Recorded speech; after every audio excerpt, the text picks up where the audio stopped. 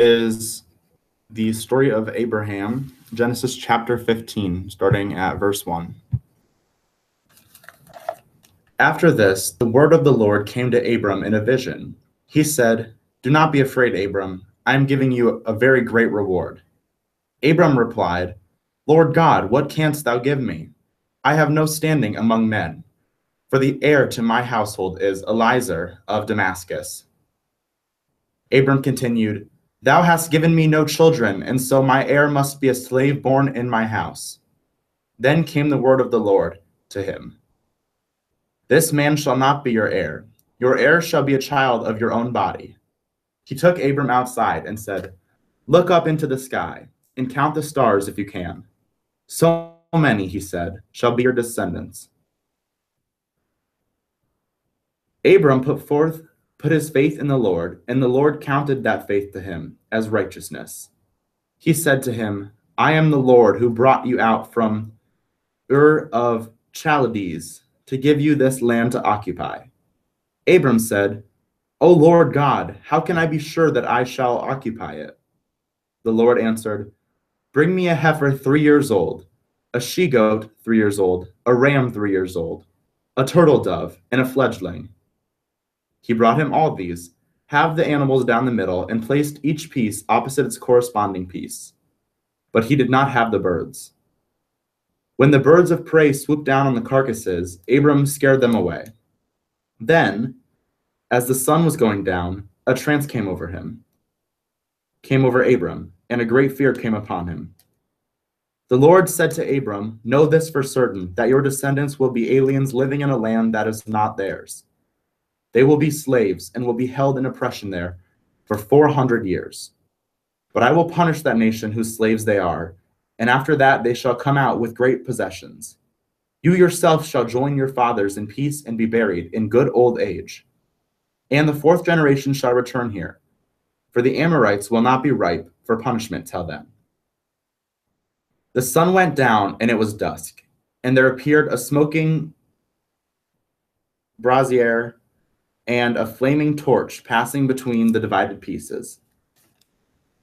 That very day the Lord made a covenant with Abram, and he said, "To your descendants I give this land from river of Egypt to the great river, the river of Euphrates, the territory of the Canaanites, the Kenzianites, the Catamontes, the Hittites, the Perizzites, the Rephaim, Amorites, Canaanites, Girgashites, Hivites, and Jebusites." That is the end of chapter 15. You might want to pause and answer any questions that you can. I'll give you a second to do that, and then I'll go back.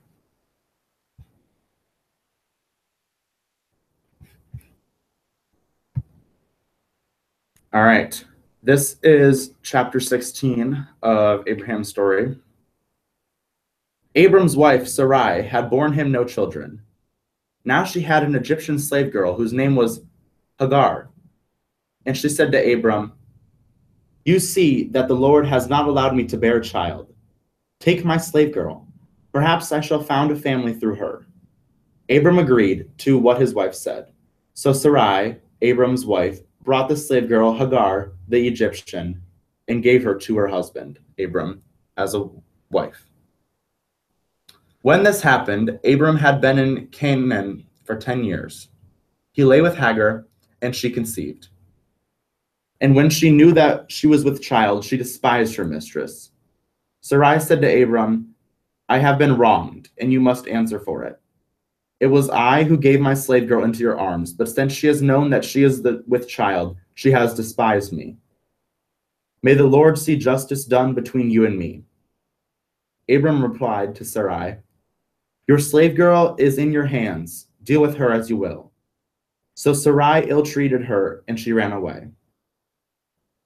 The angel of the Lord found her by a spring of water in the wilderness on the way to Shur. And he said, "Hagar, Sarai's slave girl, where have you come from and where are you going?" She answered, "I am running away from Sarai, my mistress." The angel of the Lord said to her, "Go back to your mistress and submit to her ill treatment." The angel also said, I will make your descendants too many to be counted. And the angel of the Lord said to her, You are with child and will bear a son. You shall name him Ishmael, because the Lord has heard of your ill treatment. He shall be a man like the wild ass, his hand against every man, and every man's hand against him. And he shall live at odds with all his kinsmen. She called the Lord who was speaking to her by the name Elroy, for she said, Have I indeed seen God and still live after that vision? That is why men call the well Bir Lahoiroi. It lies between Kadesh and Bered. Abram a son, and he named the child she bore him Ishmael. Abram was 86 years old when Hagar bore Ishmael. That is the end of chapter 16. So if you want to pause and answer some more questions, I'll give you a second. And now we're going to start chapter 17. When Abram was 99 years old, the Lord appeared to him and said, I am God Almighty. Live always in my presence and be perfect, so that I may set my covenant between myself and you and multiply your descendants. Abram threw himself down on his face, and God spoke with him and said, I make this covenant and I make it with you. You shall be the father of a host of nations. Your name shall no longer be Abram. Your name shall be Abraham, for I make you father of a host of nations. I will make you exceedingly fruitful. I will make nations out of you, and kings shall spring from you. I will fulfill my covenant between myself and you and your descendants after you, generation after generation, an everlasting covenant to be your God, yours and your descendants after you. As an everlasting possession, I will give you and your descendants after you the land in which you are now aliens, all the land of Canaan, and I will be God to your descendants. God said to Abraham, For your part, you must keep my covenant, you and your descendants after you, generation by generation. This is how you shall keep my covenant between myself and you and your descendants after you. Circumcise yourselves, every male among you. You shall circumcise the flesh of your foreskin, and it shall be a sign of the covenant between us. Every male among you in every generation shall be circumcised on the 8th day, both those born in your house and any foreigner, not of your blood, but bought with your money. Circumcise both those born in your house and those bought with your money. Thus shall my covenant be marked in your flesh as an everlasting covenant. Every uncircumcised male, everyone who has not had the flesh of his foreskin circumcised, shall be cut off from the kin of his father. He has broken my covenant.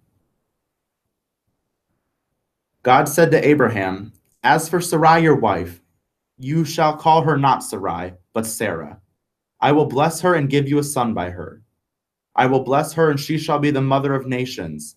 The kings of many people shall spring from her. Abraham threw himself down on his face. He laughed and said to himself, Can a son be born to a man who is 100 years old? Can Sarah bear a son when she is 90? He said to God, If only Ishmael might live under thy special care. But God replied, No, your wife Sarah shall bear you a son, and you shall call him Isaac. With him I will fulfill my covenant, an everlasting covenant with his descendants after him. I have heard your prayer for Ishmael. I have blessed him and will make him fruitful. I will multiply his descendants. He shall be father of 12 princes, and I will raise a great nation from him. But my covenant I will fulfill with Isaac, whom Sarah will bear to you at this next season, next year. When he had finished talking with Abraham, God ascended and left him. Then Abraham took Ishmael, his son, everyone who had been born in his household, and everyone bought with money, every male in his household, and he circumcised them that very day in the flesh of their foreskins, as God had told him to do. Abraham was 99 years old when he circumcised the flesh of his foreskin. Ishmael was 13 years old when he was circumcised in the flesh of his foreskin. Both Abraham and Ishmael were circumcised on the same day. And all the men of the household born in the house or bought with money from foreigners were circumcised with him. That is the end of chapter 17. So if you want to pause and answer all the questions, you can. That'd be cool. And we're going to begin chapter 18 of Genesis chapter 18 of the Abraham story. The Lord appeared to Abraham by the terebinths of Mamre. As Abraham was sitting at the opening of his tent in the heat of the day, he looked up and saw 3 men standing in front of him. When he saw them, he ran from the opening of his tent to meet them and bowed low to the ground. "Sirs," he said, "if I have deserved your favor, do not pass by my humble self without a visit. Let me send for some water so that you may wash your feet and rest under a tree. And let me fetch you food so that you may refresh yourselves. Afterwards, you may continue the journey which has brought you my way." They said, "Do by all means as you say." So Abraham hurried into the tent to Sarah and said, "Take 3 measures of flour quickly, knead it, and make some cakes." Then Abraham ran to the cattle, chose a fine tender calf, and gave it to the servant, who hurriedly prepared it. He took curds and milk and the calf he had prepared, set it before them, and waited on them himself under the tree while they ate. They asked him where Sarah his wife was, and he said, "There, in the tent." The stranger said, "About this time next year, I shall be sure to come back to you, and Sarah your wife shall have a son." Now Sarah was listening at the opening of the tent, and he was close beside it. Both Abraham and Sarah had grown very old, and Sarah was past the age of childbearing. So Sarah laughed to herself and said, "I am past childbearing, now that I am out of my time, and my husband is old." The Lord said to Abraham, "Why did Sarah laugh and say, 'Shall I indeed bear a child when I am old?' Is anything impossible for the Lord? In due season I will come back to you about this time next year, and Sarah shall have a son." Sarah lied because she was frightened and denied that she had laughed, but he said, "Yes, you did laugh." The men set out and looked down towards Sodom, and Abraham went with them to start there on their way. The Lord thought to himself, "Shall I conceal from Abraham what I intend to do? He will be a great and powerful nation, and all nations on earth will pray to be blessed as he is blessed. I have taken care of him on purpose that he may charge his sons and family after him to conform to the way of the Lord and to do what is right and just. Thus I shall fulfill all that I have promised for him." So the Lord said, "There is a great outcry over Sodom and Gomorrah. Their sin is very grave. I must go down and see whether their deeds warrant the outcry which has reached me. I am resolved to know the truth." When the men turned and went toward Sodom, Abraham remained standing there before the Lord. Abraham drew near him and said, "Wilt thou really sweep away good and bad together? Suppose there are 50 good men in the city. Wilt thou really sweep it away and not pardon the place because of 50 good men? Far be it from thee to do this, to kill good and bad together. For then the good would suffer with the bad. Far be it from thee. Shall not the judge of all the earth do what is just?" The Lord said, "If I find in the city of Sodom 50 good men, I will pardon the whole place for their sake." Abraham replied, "May I presume to speak to the Lord, dust and ashes that I am? Suppose there are 5 short of the 50 good men. Wilt thou destroy the whole city for a mere 5 men?" He said, "If I find 45 there, I will not destroy it." Abraham spoke again, "Suppose 40 can be found there." And he said, "For the sake of the 40, I will not do it." Then Abraham said, "Please do not be angry, O Lord, if I speak again. Suppose 30 can be found there." He answered, "If I find 30 there, I will not do it." Abraham continued, "May I presume to speak to the Lord? Suppose 20 can be found there." He replied, "For the sake of the 20, I will not destroy it." Abraham said, "I pray thee not be angry, O Lord, if I speak just once more. Suppose 10 can be found there." He said, "For the sake of the 10, I will not destroy it." When the Lord had finished talking with Abraham, he left him and Abraham returned home. That's the end of chapter 18 if you want to take a break and answer some questions.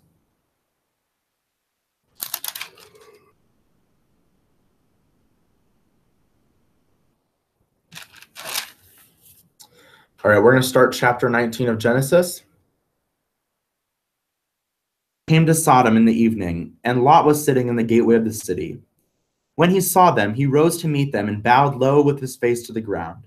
He said, I pray to you, sirs, turn aside to my humble home, spend the night there, and wash your feet. You can rise early and continue your journey. No, they answered, we will spend the night in the street. But Lot was so insistent that they did turn aside and enter his house. He prepared a small meal for them, baking unleavened cakes, and they ate them.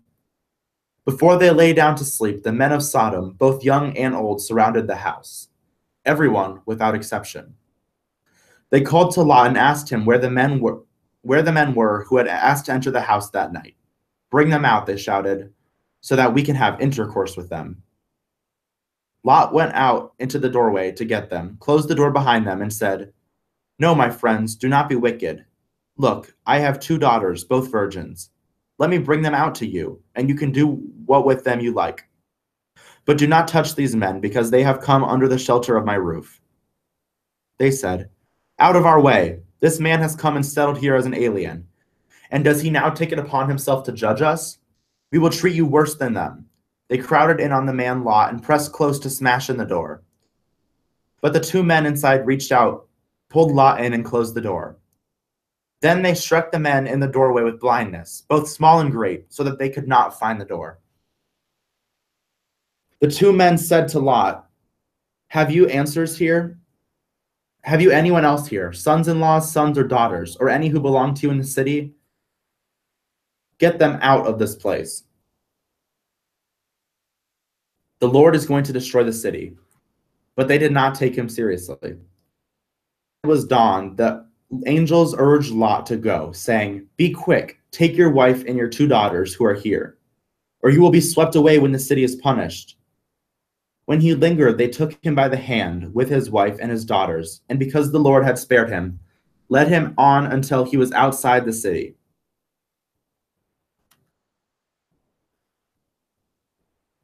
When they had brought them out, they said, Flee for your lives. Do not look back and do not stop anywhere in the plain. Flee to the hills, or you will be swept away. Lot replied, No, sirs.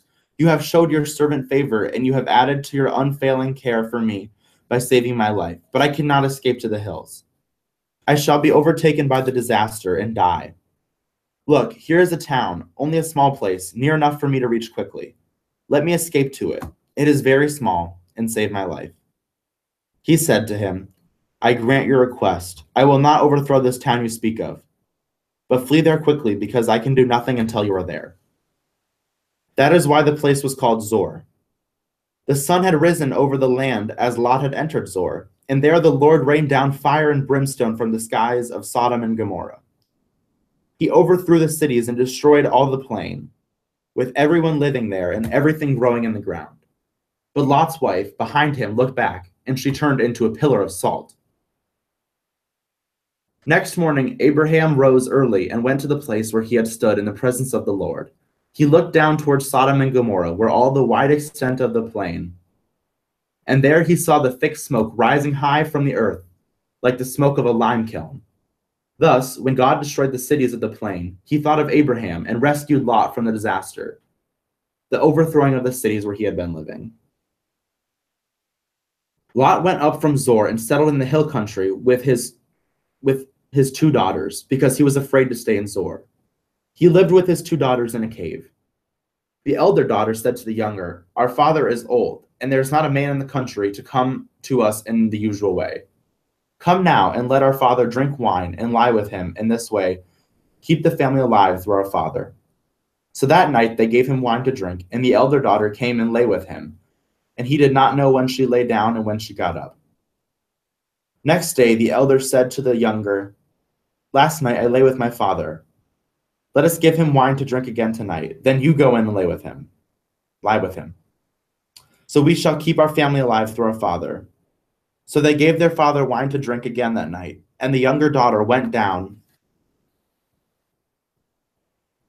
and lay with him, and he did not know when she lay down and when she got up. In this way, both Lot's daughters came to him to be the child by their father. The elder daughter bore a son and called him Moab. He was the ancestor of the present Moabites. The younger also bore a son, whom she called Ben-Ami. He was the ancestor of the present Ammonites. All right, that is the end of chapter 19. We're going to skip ahead to chapter 20, so we're skipping 20 and 21. So a little break, and then we're going to skip ahead to chapter 22.